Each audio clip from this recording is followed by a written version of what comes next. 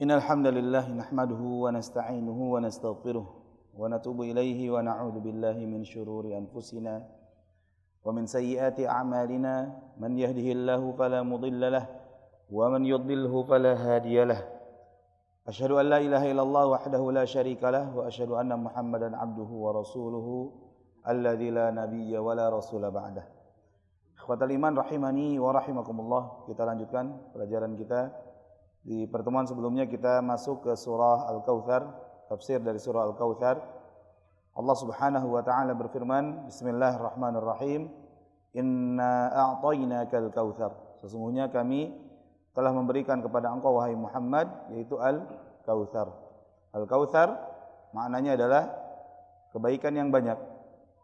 Kebaikan yang banyak ini Allah Subhanahu wa taala telah limpahkan kepada Nabi alaihi salatu wassalam. Baik itu adalah di dunia, kebaikan yang Allah berikan di dunia. Demikian pula yang paling penting yaitu kebaikan yang banyak yang Allah berikan di akhirat. Di antara kebaikan yang terbaik yang Allah Subhanahu wa taala berikan yaitu Nabi alaihi salatu wasallam mendapatkan haud, mendapatkan telaga, ya. Yang mana telaga ini mengalir padanya dua aliran air, ya, yang berasal dari surga.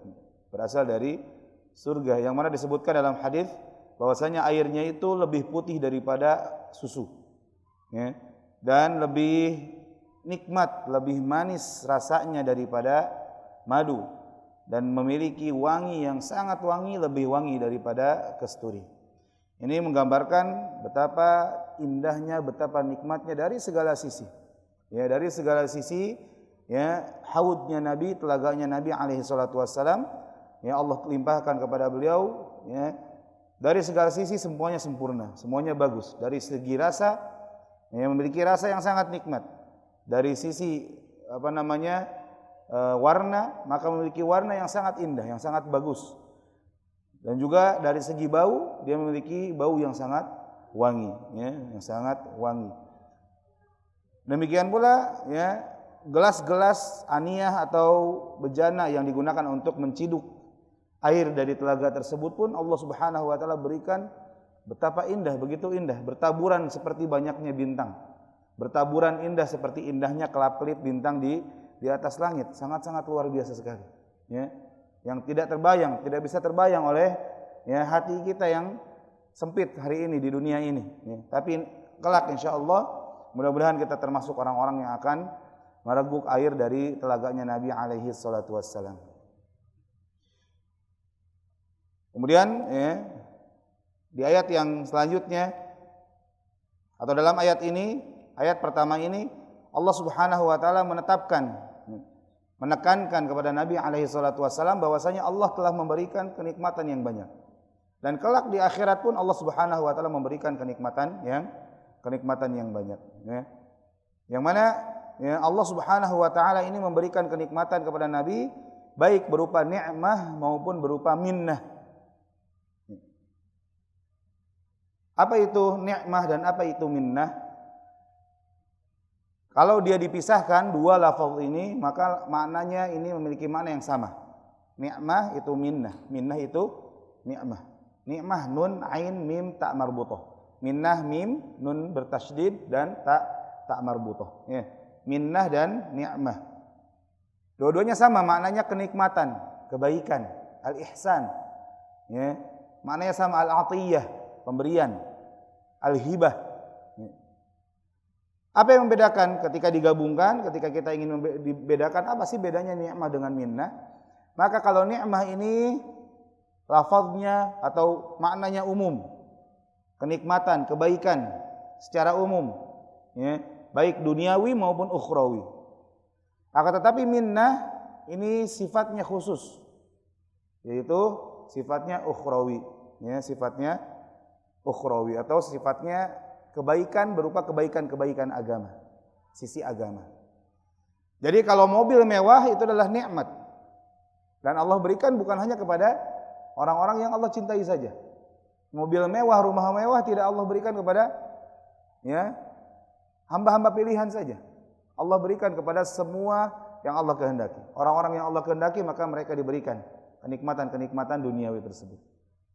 Adapun minnah tidak Allah berikan kecuali kepada orang-orang yang Allah cintai, yang Allah sayang, yang Allah pilih saja. Allah Subhanahu wa taala berfirman dalam surah Al-Hujurat, dalam surah Al-Hujurat ayat yang ke-17 Allah berfirman, yamunnuna 'alaika an aslamu. Qul la tamunnu 'alayya islamakum balillahu yamunnu 'alaikum an hadakum lil imani in kuntum shadiqin. Dalam surah Al-Hujurat ayat 17 Allah berfirman, mereka orang-orang kafir, mereka menganggap bahwasanya mereka telah memberikan kepada engkau wahai Muhammad, atau memberikan nikmat kepada engkau wahai Muhammad berupa mereka masuk Islam. Jadi orang-orang yang sebelumnya kafir, atau dalam ayat ini mungkin terkait dengan orang-orang A'rab, orang-orang Badui, orang-orang Badui yang baru masuk Islam, mereka menganggap bahwasanya keislaman mereka merupakan minnah dari Allah, merupakan minnah, merupakan kenikmatan, merupakan kebaikan bagi Nabi alaihi salatu wasallam. Artinya Nabi SAW mendapatkan kebaikan karena sebab keislaman mereka. Qul la tamunnu 'alayya islamakum, katakan wahai Muhammad, kalian tidaklah memberikan minnah kepadaku.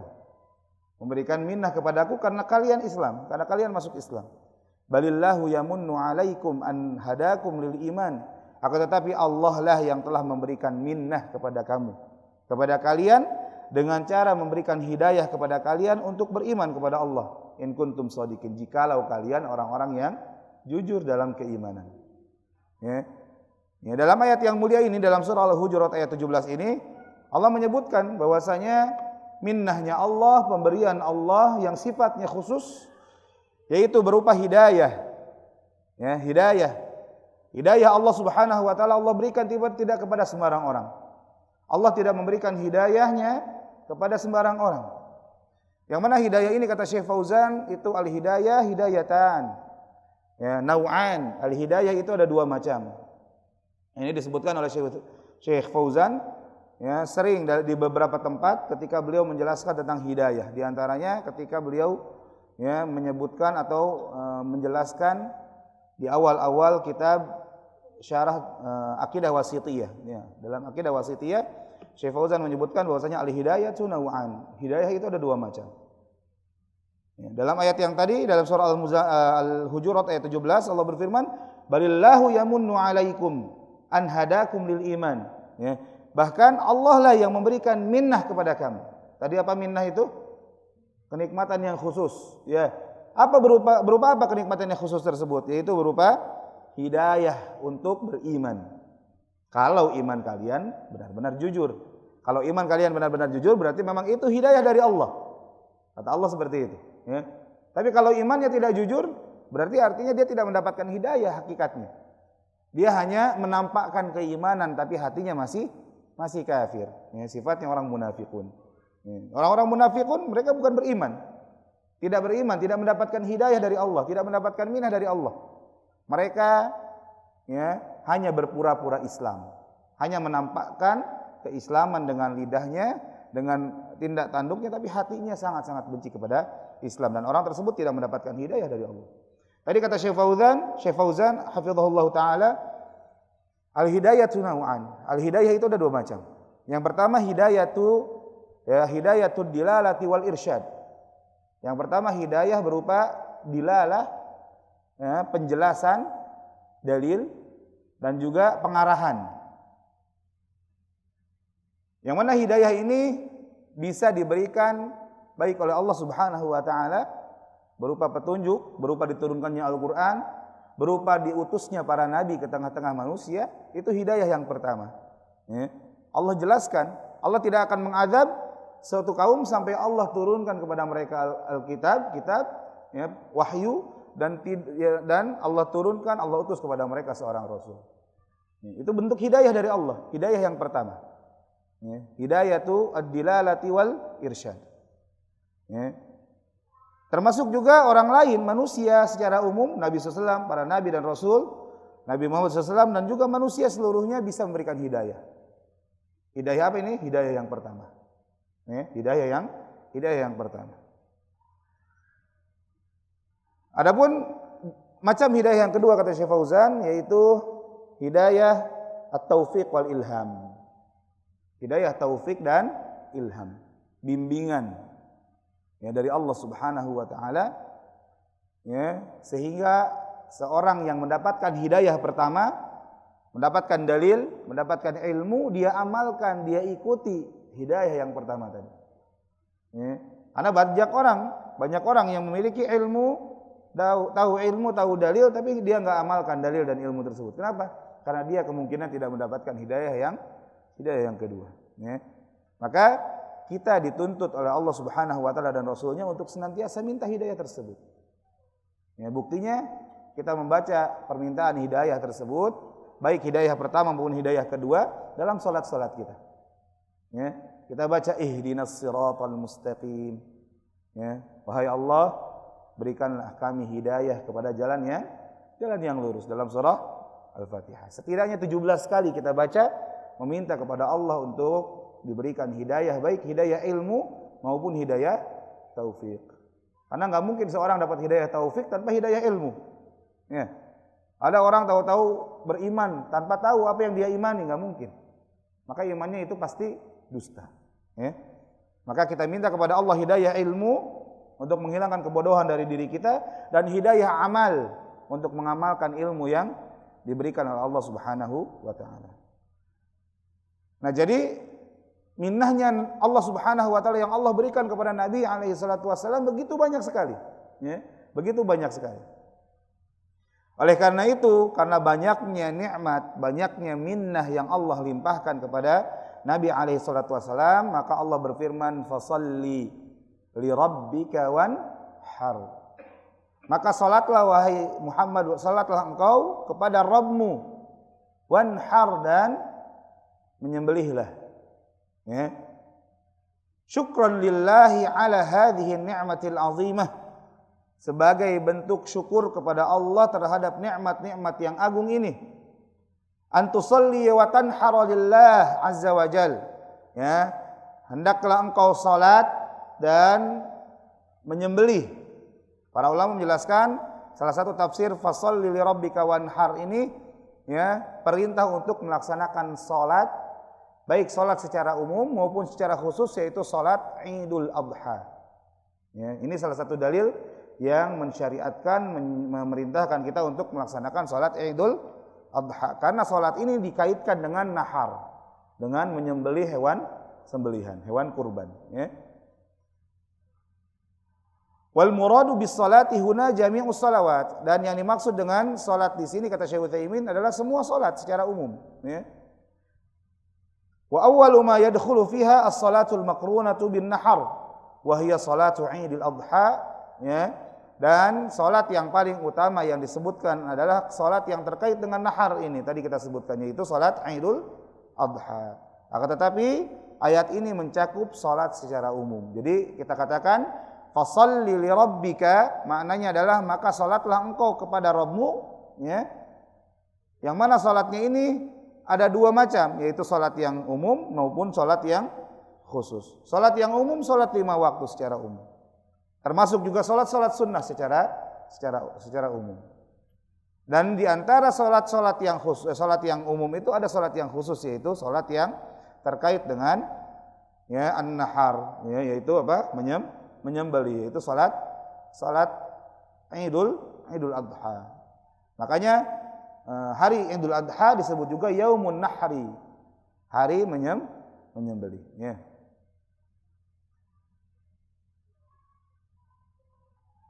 Wanhar, ya, dan Allah berfirman, sembelihlah, menyembelihlah, taqarrab ilaihi bin nahri.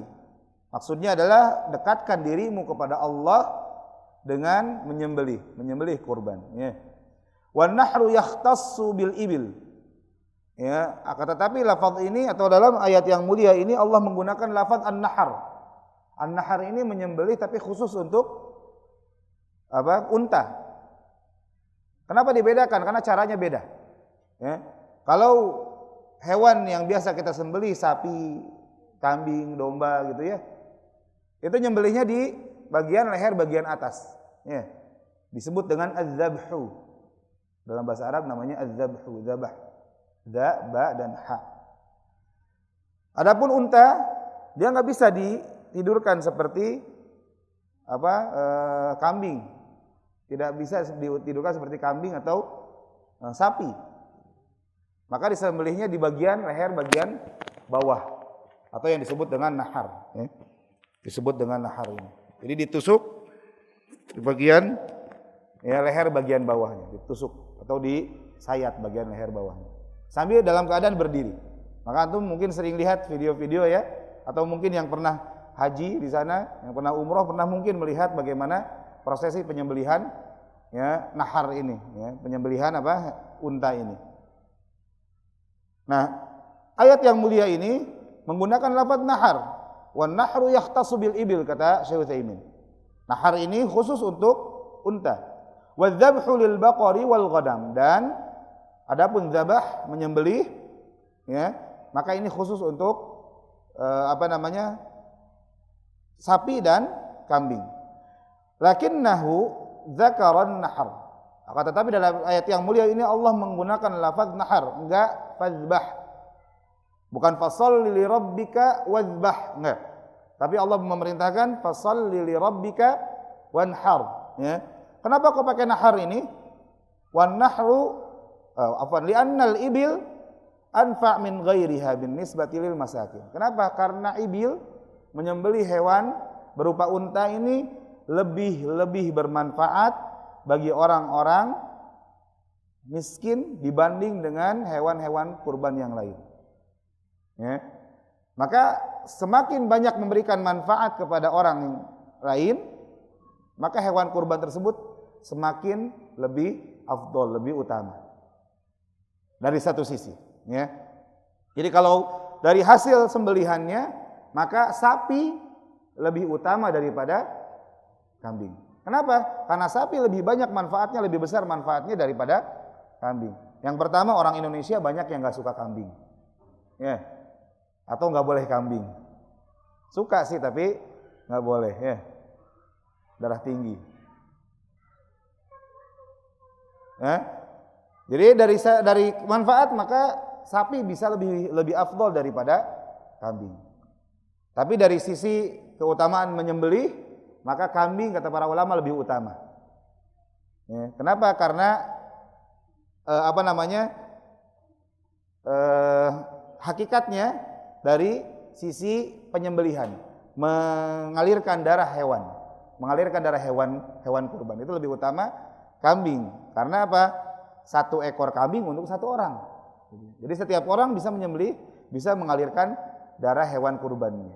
Di situ ada keutamaan yang besar. Beda dengan sapi misalkan. Satu sapi dibagi menjadi 7 ekor. 7 orang. Satu sapi dibagi 7 ekor, gimana caranya?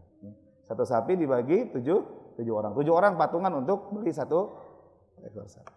Walaupun kalau satu orang, saya emang nggak usah 7 orang, 1 orang aja. Boleh nggak? Boleh, dari itu lebih utama ya, lebih baik.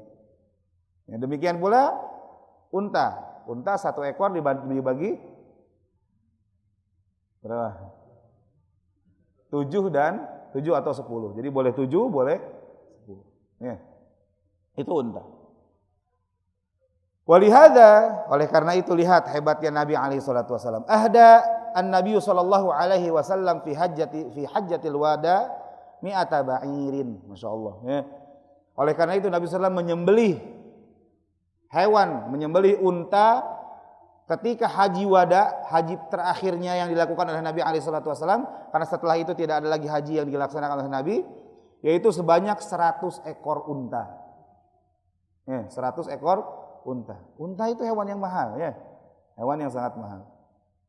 Wa nahara minha thalath wa sittina biyadi.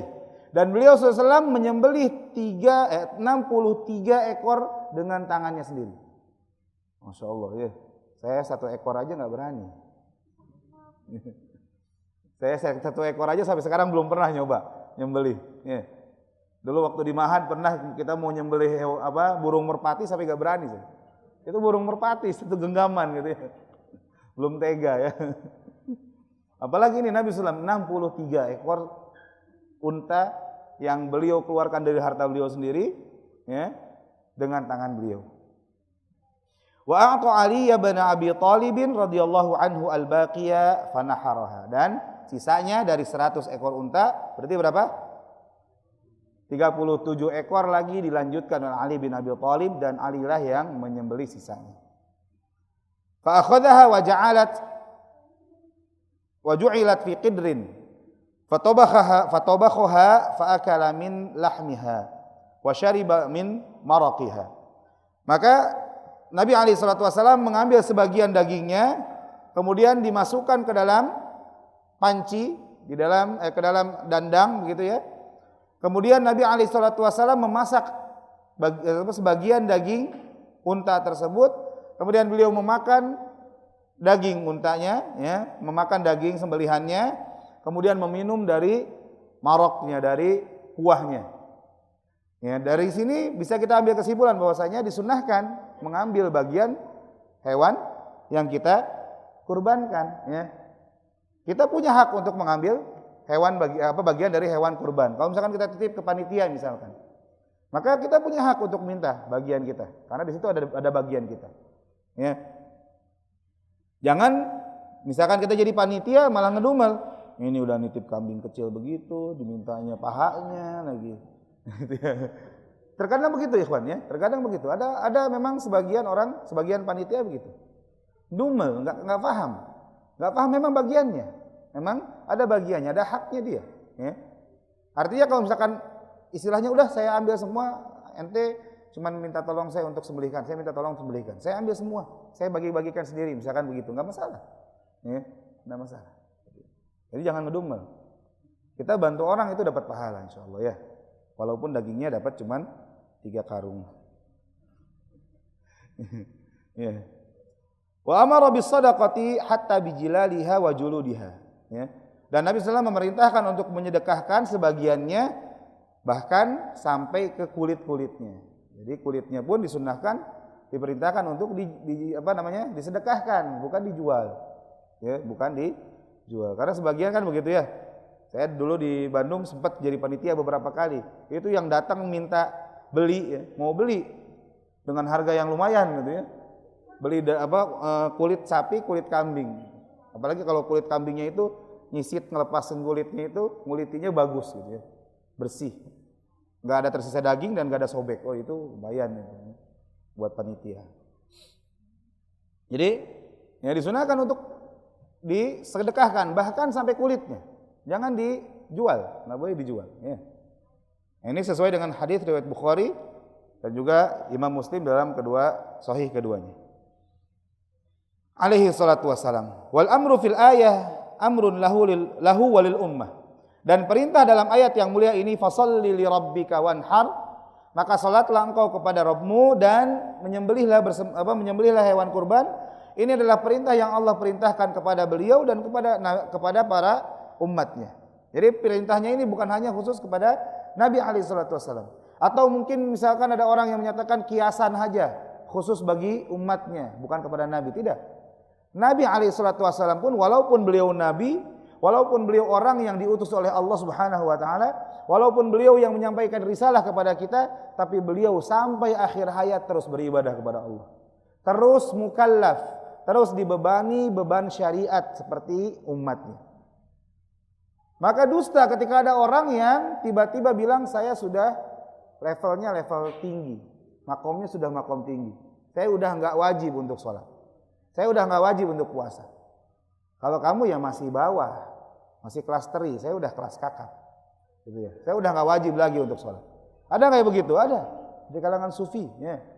Dari kalangan sufi ada orang-orang yang mengklaim seperti itu, karena dia merasa ada yang mendatanginya. Allah mendatangi dia, dicabut syariat, sudah dihalalkan apa yang sebelumnya diharamkan baginya, dan sudah dilepaskan semua perintah-perintah yang sebelumnya diperintahkan kepadanya. Akhirnya nggak sholat. Orang sholat Jumat berangkat ke masjid, dia berangkat ke kamarnya. Mau kemana? Mau sholat Jumat di Mekah. Padahal di Mekah masih 4 jam sebelumnya, masih pada tidur, sholat duha. Orang lain selesai sholat Jumat dari masjid, dia juga keluar kamarnya, sudah selesai sholat di Mekah. Ya, seperti itu ya. Nah, itu kedudukan keadaan seperti itu. Padahal Nabi alaihi salatu wasallam diperintahkan oleh Allah Subhanahu wa taala ya, terus beliau sebagai orang yang mukallaf. Ketika umat Nabi SAW diperintahkan, maka Nabi adalah orang pertama yang diperintahkan oleh Allah Subhanahu wa taala dengan perintah tersebut. Ketika umat Nabi Muhammad SAW dilarang dengan satu larangan, maka Nabi SAW adalah orang pertama yang dilarang untuk melakukan larangan tersebut. Ya. Bahkan Allah Subhanahu wa taala berfirman, "Wa'bud rabbaka hatta ya'tiyakal yaqin." Dan beribadahlah kamu wahai Muhammad kepada Rabbmu sampai datang al-yaqin. Apa itu al-yaqin? Al-maut, kematian.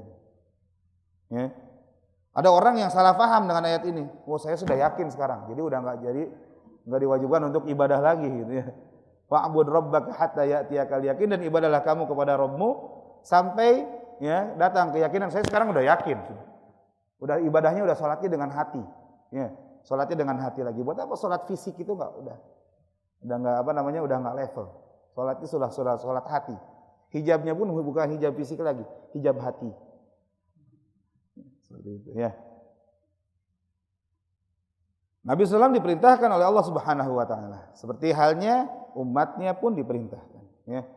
Fa'alaina an nukhlisa as-salata lillah, maka hendaklah wajib bagi kita untuk senantiasa ikhlas karena Allah Subhanahu wa taala ketika salat kepada Allah Subhanahu wa taala, dan hendaklah kita senantiasa ikhlas karena Allah Subhanahu wa taala ketika kita menyembelih untuk Allah Subhanahu wa taala, sebagaimana Nabi alaihi salatu wasallam diperintahkan dengan perintah tersebut ya, untuk salat secara ikhlas dengan ikhlas karena Allah, dan juga untuk nahar, untuk menyembelih dengan ikhlas karena Allah Subhanahu wa taala. Karena sekali lagi ya, sebagaimana umat diperintahkan dengan satu perintah, maka Nabi SAW orang pertama yang diperintahkan oleh Allah Subhanahu wa taala dengan perintah tersebut. Dan sebagaimana umat dilarang dari sebuah perkara, sebuah perbuatan, maka Nabi SAW adalah orang pertama yang wajib meninggalkan larangan tersebut. Wajib menjauhi larangan tersebut. Ya. Tsumma qala, kemudian Allah Subhanahu wa taala berfirman dalam ya, ayat terakhir, inna syani'aka huwal abtar. Sesungguhnya orang yang membenci kamu ya, orang yang benci kepada kamu ya, dialah orang yang paling terputus. Dialah orang yang paling terputus. Syani'aka ay mubghidaka. Syani'aka artinya maknanya adalah orang yang membenci kamu. Asyana'anu huwal bughdu. Asyana'an itu maknanya adalah kebencian ya. Wa minhu qauluhu ta'ala, dan di antara contoh makna syana'an ini adalah firman Allah Subhanahu wa taala dalam surah Al-Maidah ayat kedua. Allah berfirman, "Wala yajrimannakum syana'anu qaumin an saddukum 'anil masjidil harami an ta'tadu." Ya. Dan jangan sampai ya, kebencian terhadap satu kaum menghantam kalian sehingga mereka ya melarang atau menghalang-halangi kalian dari Masjidil Haram, dari mendatangi Masjidil Haram ya. Anta ta'tadu ya, agar kalian menyerang ya. Ini surah Al-Maidah. Ay la yahmilannakum bugdukum an ta'tadu. Jangan sampai ya kebencian kalian ya menjadikan atau membawa kalian sehingga kalian membenci, sehingga kalian menyerang. Atau ayat-ayat yang lain dalam surah Al-Maidah juga begitu. Allah Subhanahu wa taala berfirman, surah Al-Maidah ayat 8, Allah berfirman, "Wala yajrimannakum syana'anu qaumin ala alla ta'dilu." Dan janganlah ya, dengan sebab membenci satu kaum akhirnya kalian ya, tidak adil kepada kaum tersebut. Jangan sampai kita benci kepada seseorang sehingga kebencian ini menutupi keadilan. Sehingga kita terus melihat wa ainas sukhti, dan matanya seorang yang benci itu senantiasa melihat orang tersebut adalah orang yang dia benci selalu buruk. Ya, jangan sampai seperti itu. Jangan sampai karena kita benci kepada seseorang dan ketika orang yang kita benci tersebut melakukan kebaikan, kita benci juga. Itu enggak adil namanya. Bencilah orang tersebut saat dia melakukan sesuatu yang dibenci, ya, melakukan sesuatu keburukan. Jangan sampai kebencian kita tersebut akhirnya menghilangkan kebaikan dari orang tersebut, ya, orang yang kita benci. I'dilu huwa aqrabu littaqwa, ya. Berlaku adillah kalian karena sesungguhnya perlakuan adil itu lebih dekat kepada ketakwaan. Berlaku adil itu merupakan sifat orang yang bertakwa. Fasyani'uka fi qawlihi ta'ala, maka orang yang dimaksud orang yang benci kepada Nabi alaihi salatu wasalam, ya, huwal abtar, dalam ayat yang mulia ini adalah orang yang paling terputus, ya. Al abtar ini adalah bentuk superlatif. Superlatif tahu ya? Sangat, ya. Kalau bahasa Inggris tuh tambahan apa belakangnya? EST ya. EST atau most gitu ya. Itu isim tafdil. Al-abtar ini isim tafdil superlatif dari kata batar, ya. Bimakna qata, maknanya adalah terputus. Yakni huwal aqta, ya. Yaitu maknanya di sini kata Allah, kata Syekh Utsaimin, al-abtar artinya yang paling terputus, ya. Al-munqati min kulli khairin, yang mana terputus, paling terputus dari segala bentuk kebaikan. Wa dzalika, yang mana ini kenapa Allah Subhanahu wa taala berfirman dengan firman ini, dengan ayat ini, wa dzalika anna kuffar Quraisy, ya, karena orang-orang kafir Quraisy mereka berkata Muhammad abtar, Muhammad sudah terputus, Muhammad orang yang terputus. La khaira fihi wala barakata fihi wala fi ittibaihi. Yang mana mereka berkata Muhammad terputus, tidak ada kebaikan padanya, tidak ada keberkahan baginya, dan tidak pula pada orang-orang yang mengikutinya. Abtar katanya gitu. Kenapa mereka orang-orang kafir Quraisy ini berkata terputus? Nabi SAW terputus. Kenapa? Karena saat itu wafat putra tercinta beliau, yaitu Al-Qasim. Al-Qasim yang dinisbatkan kepada beliau, ya. Karena beliau adalah Abul Qasim, ya, Abul Qasim, bapaknya Al-Qasim. Al-Qasim ini adalah putra yang dicintai oleh Nabi alaihi salatu wasallam, yang mana, ya, dengan nama inilah beliau diberi nama atau disebut dengan nama kunyahnya Abul Qasim. Bahkan kata para ulama, ya, terlarang orang punya nama Abul Qasim. Tapi terlarangnya ini saat beliau masih hidup. Ya, saat beliau masih hidup, nggak boleh ada Abul Qasim satupun selain Nabi alaihi salatu wasallam. Ya, itu saat hidup. Karena sebagian orang memahami, oh sampai sekarang nggak boleh ada nama Abul Qasim. Enggak. Boleh diberi nama, berkunyah dengan nama Abul Qasim, tapi saat Nabi SAW masih hidup, maka, ya, disitulah larangan, ya, diberlakukan. Nggak boleh menggunakan nama Abul Qasim. Itu sebagian ulama menjelaskan seperti itu. Sebagian lagi menyatakan enggak, mutlak sampai nanti akhir kiamat nggak boleh, akhir zaman sampai hari kiamat nggak boleh orang bernama Abul Qasim. Itu khilaf para ulama, ya, perselisihan para ulama. Maka ketika Al-Qasim wafat, mereka berkata Muhammad abtar, Muhammad terpotong, Muhammad terputus. La yuladu lahu, dia tidak akan lagi punya anak. Walau wulida lahu fahuwa maqtu'un nasal. Ya, walaupun misalkan ada anak keturunan, maka, ya, nasabnya terputus, kata mereka. Fabayyana Allahu azza wa jalla, maka Allah pun menjelaskan, mengangkat hati, ya, menguatkan hatinya Nabi alaihi salatu wasalam, annal abtar, bahwasanya yang terputus itu, yang tidak mendapatkan kebaikan sama sekali itu, yang tidak mendapatkan keberkahan itu adalah orang-orang yang benci kepada Rasul alaihi salatu wasalam. Orang yang benci kepada Rasul adalah orang yang terputus, al-maqtu min an kulli khair, yang terputus dari segala bentuk kebaikan. Alladzi laisa fihi barakah, yang tidak mendapatkan keberkahan sama sekali. Wa hayatuhu nadamatun alaih, yang mana kehidupannya, ya, merupakan bentuk penyesalan terbesarnya. Dia mendapatkan kehidupan di dunia, maka dia menyesal sudah diberikan kehidupan. Ada nggak orang yang begitu? Dia menyesal karena sudah dilahirkan. Dia menyesal karena sudah, ya, mendapatkan kehidupan. Lebih baik nggak jadi, nggak dapat kehidupan aja sudah.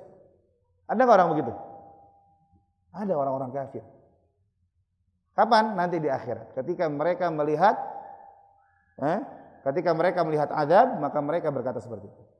Dalam ayat terakhir surah An-Naba Allah berfirman, wa yaqulul kafiru ya laitani kuntu turaba.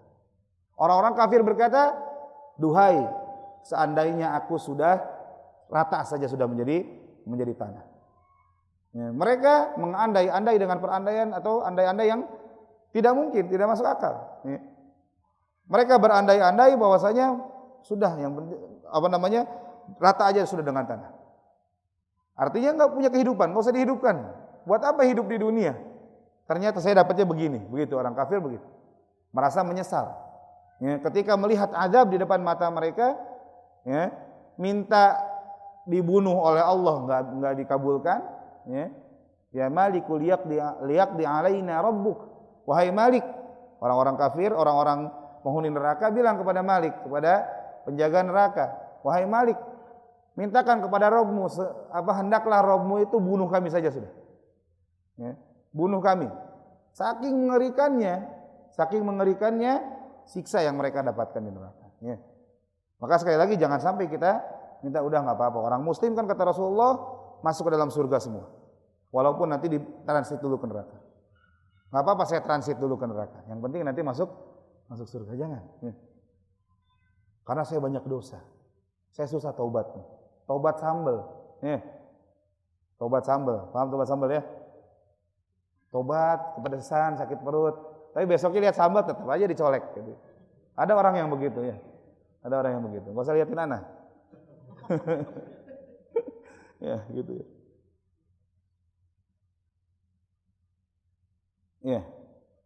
Jadi orang kafir, orang-orang yang benci kepada Nabi adalah orang-orang yang akan merasakan bahwasanya penyesalan terbesar, penyesalan paling buruk, penyesalan yang paling besar yang dia rasakan adalah ketika dia menyesali dia sudah mendapatkan kehidupan. Wa idza kana hadza fi mubghidhihi fa huwa aidan fi mubghidhi syar'ihi. Ya, kalau misalkan ini, ya balasan ini, keadaan ini Allah berikan, Allah timpakan kepada orang-orang yang benci kepada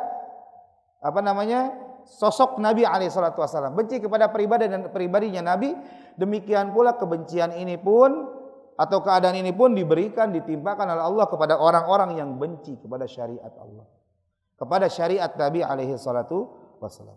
Faman abghadha syari'atar Rasul sallallahu alaihi wasallam, maka barang siapa yang benci kepada syariatnya Nabi alaihi salatu wasallam, syariatnya Rasul alaihi salatu wasallam, au abghadha sya'iratan min sya'airillah, atau dia benci kepada salah satu syariat dari syariat-syariat Islam, au abghadha ayya ta'atin mimma yata'abbadu bihi an-nas fi dinil Islam fa innahu kafirun, atau dia benci terhadap satu saja ketaatan, satu saja bentuk ketaatan yang mana orang-orang beribadah dengan ketaatan tersebut, mendekatkan diri dengan ketaatan tersebut kepada Allah Subhanahu wa taala dalam agama Islam, maka sungguh dia adalah orang kafir. Ya. Kharijun an dinillah, kharijun anid dini liqaulihi ta'ala, liqaulillahi ta'ala, dan dia keluar dari Islam, dari agama Islam. Bagaimana firman Allah Subhanahu wa taala, dzalika bi annahum karihu ma anzalallahu fa ahbata a'malahum, dalam surah Muhammad ayat 9. Allah berfirman, oleh karena itu, ya demikianlah, karena mereka itu benci terhadap syariat yang Allah turunkan kepada mereka, maka terhapuslah amalan-amalan mereka. Artinya sudah enggak berguna lagi amalan perbuatan yang mereka lakukan. Sebaik apapun seseorang, ya, ikut bakti sosial sebanyak apapun, sangat-sangat baik sekali dengan orang-orang di sekitarnya, sangat banyak memberikan manfaat kepada orang di sekitarnya, tapi dia benci terhadap syariat Allah, maka dia kafir dan tidaklah bermanfaat sama sekali amalan yang telah dia perbuat. Wala hubuta lil amali illa bil kufri. Maka kata Syekh Utsaimin, tidaklah ya terhapusnya amalan itu kecuali dengan kekafiran.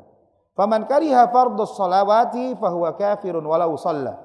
Maka orang yang benci terhadap kewajiban melaksanakan salat misalkan, maka dia kafir walaupun dia tetap melaksanakan salat. Wa man kariha fardhuz zakati fahuwa kafirun walau zakah.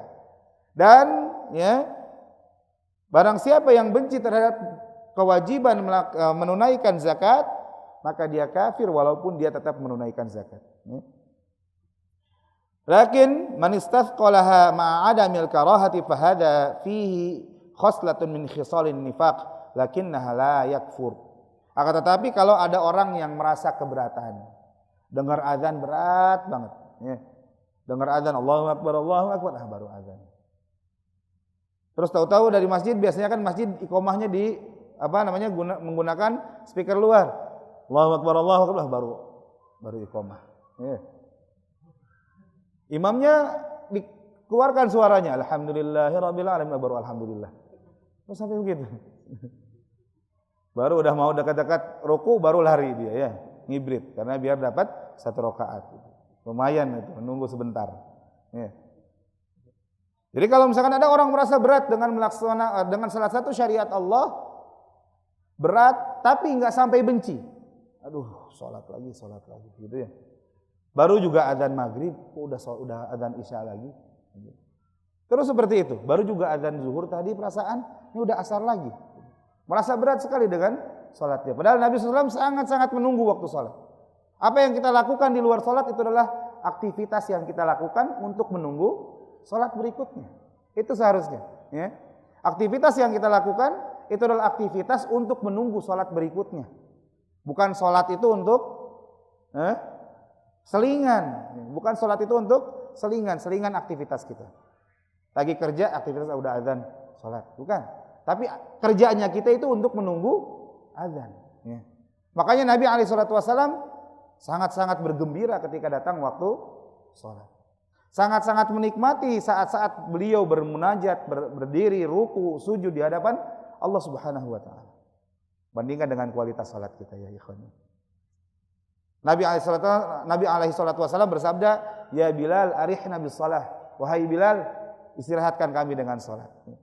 Beliau merasa salat itu merupakan istirahatnya beliau. Karena mendapatkan ketenangan, hati itu tenang dengan salatnya. Kalau kita salat malah nginget-nginget sesuatu yang lupa. Tadi kerjaan ada yang lupa tadi kayaknya. Ya. Tadi kunci motor disimpan di mana tadi? Pas salat lagi ruku baru ingat, oh iya itu. Baru akhirnya salatnya buru-buru diselesaikan. Takut setelah salam lupa lagi. Lupa lagi kuncinya tadi ditaruh mana ya. Nah itu keadaan kebanyakan kita. Ya, mudah-mudahan Allah berikan hidayah bagi kita untuk senantiasa benar-benar yang menjaga salat-salat kita, ibadah-ibadah kita, ya, sehingga kita menjadi orang-orang yang senantiasa mendapatkan kebaikan. Maka kata Syekh Utsaimin, wa farriq baina man istathqala syai' wa man kariha syai'. Maka bedakan orang yang merasa berat terhadap sesuatu perbuatan dengan orang yang memang benci terhadap perbuatan tersebut. Artinya enggak sampai memudahkan kita mengkafirkan seseorang, ya. Karena syariat ini syariat yang besar, ya. Masalah kafir ini masalah yang berat, masalah yang besar. Kalaupun misalkan kita lihat ada orang yang sepanjang hidupnya enggak sholat misalkan gitu ya, enggak kita langsung serta-merta orang ini kafir, begitu. Ya. Karena berat masalahnya, berat timbangannya, masalah mengkafirkan. Idzan hadhihi surah, maka kesimpulannya surah ini tadammanat bayanan ni'matillahi ala rasulih sallallahu alaihi wasallam bi'ta'ihil khairal katsira. Ya, surah ini ya mengandung, meliputi penjelasan nikmat Allah Subhanahu wa taala atas Rasulullah sallallahu alaihi wasallam dengan memberikan Allah memberikan banyak kebaikan kepada Nabi alaihi salatu wasallam. Kemudian Allah memerintahkan ya agar Nabi alaihi salatu wasallam senantiasa ikhlas karena Allah azza wa jalla dalam salat-salat yang beliau lakukan, dalam sembelihan-sembelihan yang beliau sembelih. Wa kadzalika fi sairil ibadat, demikian pula keikhlasan ini dituntut dalam semua bentuk peribadahan. Tsumma bayanu anna man abghadar rasul alaihi salatu wassalam. Demikian pula ayat surah-surah yang mulia ini, ayat-ayat yang mulia ini, surah yang mulia ini juga menjelaskan bahwasanya orang yang benci terhadap Rasul alaihi salatu wassalam, baik fisiknya, baik sosoknya, padahal enggak ada sisi yang bisa membuat kita sebenarnya benci kepada Nabi alaihi salatu wassalam. Ya, kalau kita pelajari sirahnya Nabi, maka kita akan sangat-sangat cinta dan sangat-sangat rindu kepada Nabi alaihi salatu wassalam. Tapi orang yang tertutup hatinya, maka dia akan benci sosoknya Nabi. Ya, akan benci syariatnya Nabi.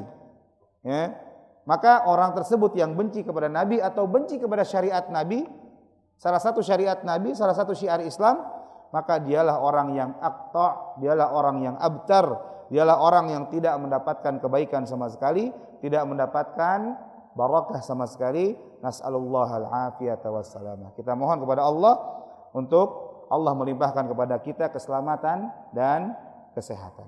Ya. Ini akhir dari tafsir Syekh Utsaimin terhadap surah Al-Kautsar, 3 ayat tapi mengandung makna yang sangat-sangat luar biasa, sangat menakjubkan sekali. 3 ayat yang kalau kita baca berulang-ulang kali pun tafsirnya, penjelasannya, maka tidak akan pernah bosan. Kenapa? Karena menambahkan rasa cinta kita kepada Allah Subhanahu wa taala, demikian pula menambahkan rasa cinta kita kepada Nabi alaihi salatu wasalam, orang yang sangat kita junjung tinggi, orang yang sangat-sangat kita rindukan, dan Nabi SAW pun dahulu sangat-sangat rindu kepada kita, orang-orang yang beriman kepada beliau, walaupun kita tidak pernah bertemu, berjumpa, melihat sosok Nabi alaihi salatu wasalam. Mungkin ini saja yang bisa kita bahas pada pertemuan kita kali ini. Sisa waktu 2 menit mungkin jikalau ada yang ditanyakan. Insyaallah pada pertemuan selanjutnya berarti kita akan masuk kepada surat yang baru, yaitu surah Al-Ma'un. Ini juga termasuk surah yang sangat luar biasa ya. Surah-surah dalam juz amma ini walaupun pendek-pendek tapi mengandung makna-makna yang sangat-sangat luar biasa, sangat-sangat penting untuk kehidupan kita sehari-hari. Insyaallah. Hadanallahu wa iyyakum ajma'in. Mungkin sisa waktu 1 atau 2 menit bisa kita gunakan untuk pertanyaan.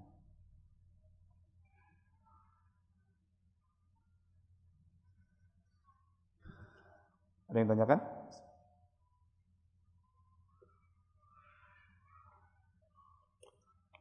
Enggak ada? Kalau enggak ada kita tutup. Enggak ada yang ditanya karena paham ya. Karena terus begitu, nanya terus begitu. Nanti enggak ditanya enggak ada pertanyaan Ustaz. Karena paham. Jangan karena enggak ngerti. Ini ngomongin apa dari tadi 47 menit ini? Ya. Atau takjub dengan cepatnya ngomong ini, Ustaz ini ngomongnya cepat banget ini. Kalau itu kekurangan anak ya, kekurangan anak ngomong cepat itu. Jadi kalau misalkan dikira ngomongnya terlalu cepat, antum ingatin. Itu salah satu kekurangan anak, ngomongnya nggak bisa di rem, apalagi kalau lagi semangat gitu ya. Kalau lagi semangat ngomongnya mesti agak cepat. Itu kalau misalkan yang biasanya ngomongnya kok cepat betul gitu. Itu diingatkan aja ya. Ya mungkin ini saja ya kita yang bisa kita bahas di pertemuan kita kali ini. Semoga yang sedikit ini bisa bermanfaat khususnya bagi pembicara dan juga jamaah rahimani wa rahimakumullah. Ya, terus belajar, terus juga buka kandungan-kandungan yang terkandung dalam Al-Qur'an, karena ini adalah bentuk kita tadabbur kepada Al-Qur'anul Karim. Hadanallahu wa iyyakum ajmain. Subhanakallahumma bihamdika asyhadu an la ilaha illa anta astaghfiruka wa atubu ilaik wa akhiru da'wana alhamdulillahi rabbil alamin. Assalamualaikum warahmatullahi wabarakatuh.